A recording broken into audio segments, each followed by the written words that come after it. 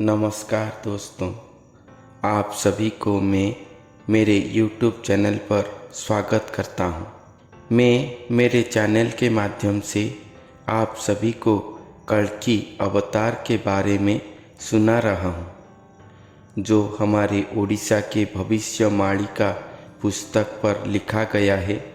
मैं बस वही बातें आप सभी को सुना रहा हूं, वर्णन कर रहा हूं, आप सभी को समझा रहा हूँ।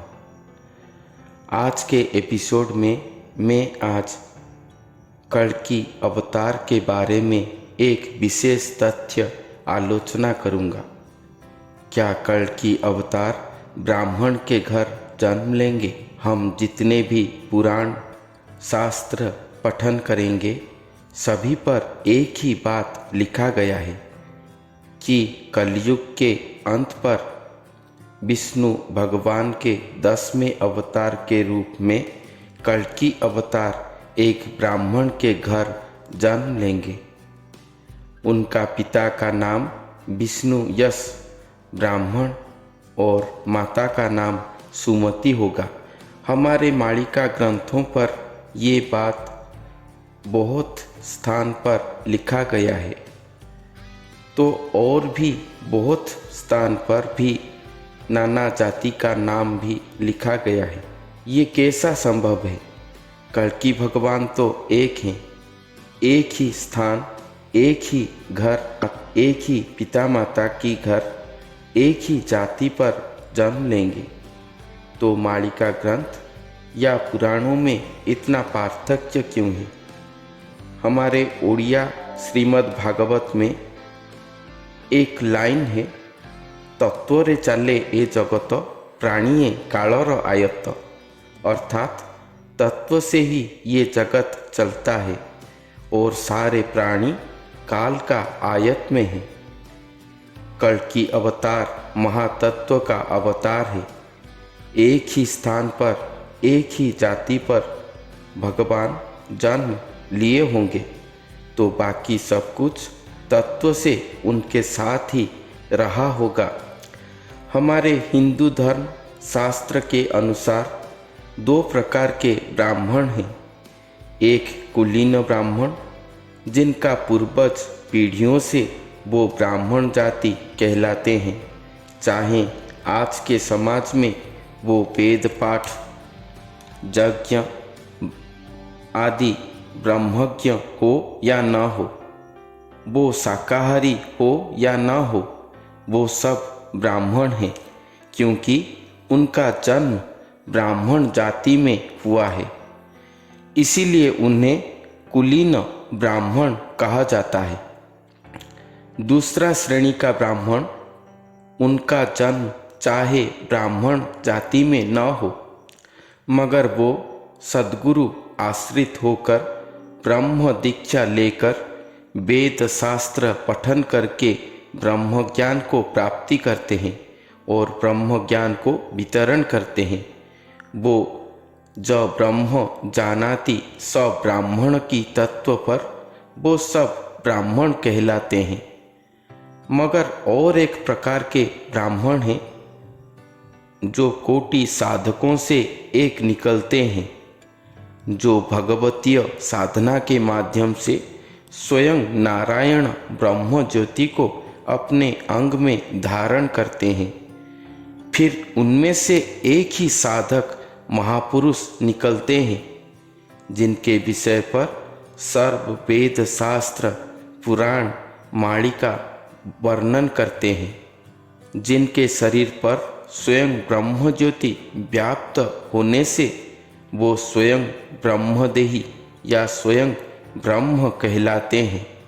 वो महापुरुष ही स्वयं ब्रह्म है, इसीलिए उन्हें सुब्रह्मण कहा जाता है। तो इस कलयुग पर कल्कि भगवान किस ब्राह्मण के घर जन्म लेंगे, इसके विषय पर ओडिशा के भविष्यवाणी पुस्तक पर क्या लिखा गया है, आइए जानते हैं।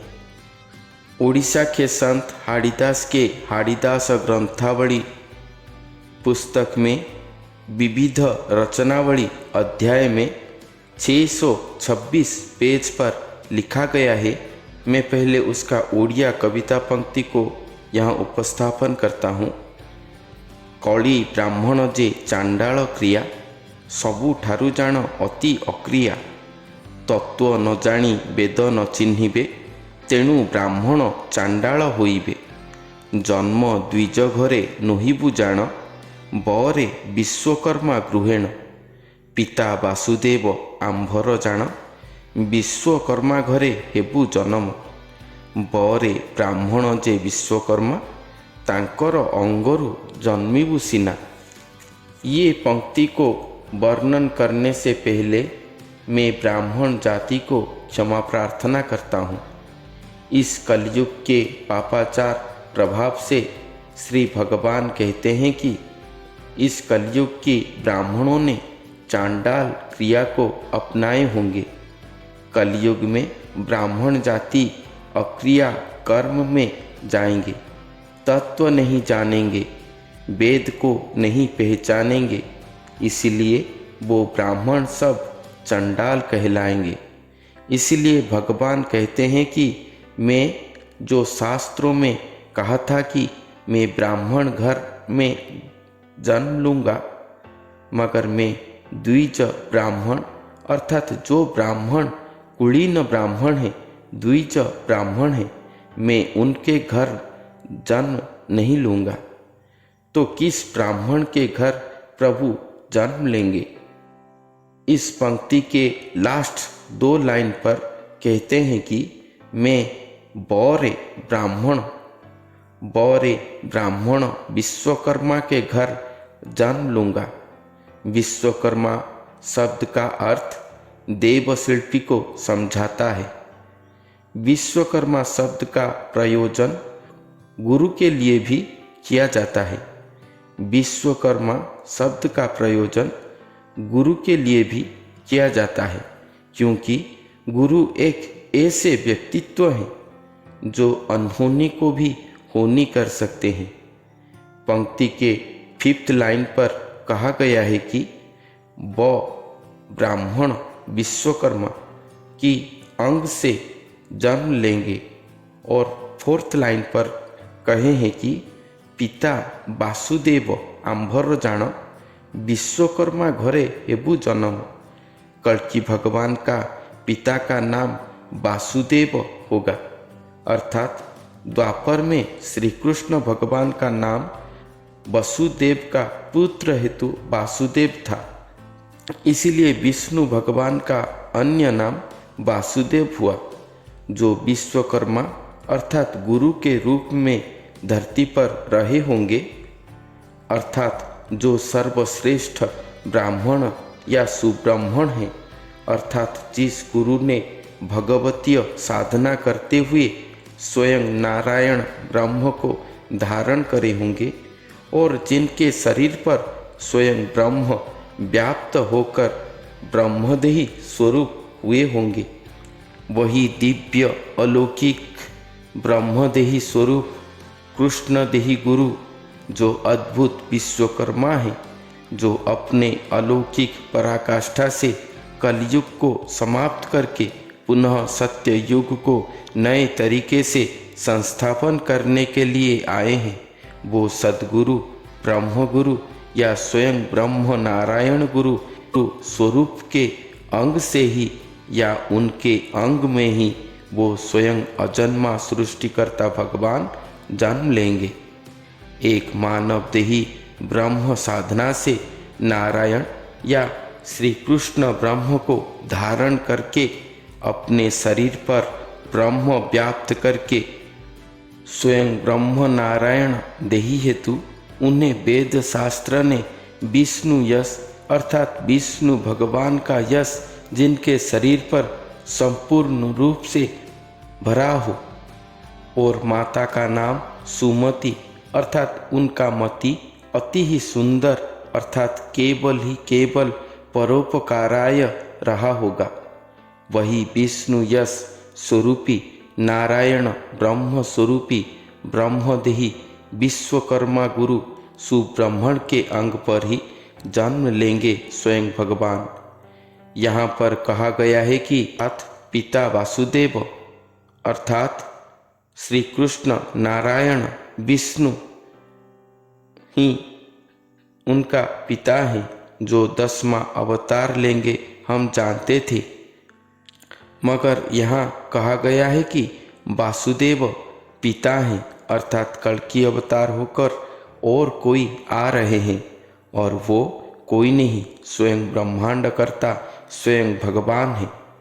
अर्थात इस अध्याय का अर्थ ये हुआ कि शास्त्र में ब्राह्मण के घर कल्कि अवतार का जन्म सच है, मगर पार्थक्य इतना है कि वो कोई कुलीन ब्राह्मण या कोई द्विज ब्राह्मण के घर जन्म नहीं लेंगे, या कोई वेदज्ञ शास्त्रज्ञ ब्राह्मण के घर वो जन्म नहीं लेंगे, ना ही वो कोई ब्रह्मदर्शी ब्राह्मण के घर जन्म लेंगे। वो तो स्वयं ब्रह्म हो जाने वाली सिद्ध गुरु सुब्रह्मण के शरीर पर ही जन्म लेंगे। दोस्तों, मालिका तथ्य से तो ये बात हमें पता लग गया, अर्थात जितने भी लोग कुलीन ब्राह्मण जाति से हैं और अपने आप को कल्कि भगवान कहते हैं, तो वो कोई भी कल्कि अवतार नहीं है। आज के लिए बस इतना ही। आपको श्री कल्कि अवतार के बारे में आज का वीडियो कैसा लगा ज़रूर कमेंट करके बताएं। अच्छा लगे तो लाइक करें, मेरे वीडियो को अधिक से अधिक शेयर करें, ताकि ओडिशा के भविष्य मालिका पर छुपे रहे कल्कि भगवान के महातत्वमय महातथ्य अधिक से अधिक लोगों तक पहुंच पाए। मैं मेरे श्री गुरुदेव की कृपा से जो तत्व ज्ञान को प्राप्ति किया हूँ, मेरा काम है आप सभी के पास उसे पहुँचाना। तो आखिर में आप अगर मेरे चैनल पे नए हैं तो मेरे चैनल को सब्सक्राइब ज़रूर करें। फिर मिलते हैं अगले वीडियो पर एक नए तथ्य के साथ। तब तक के लिए नमस्कार।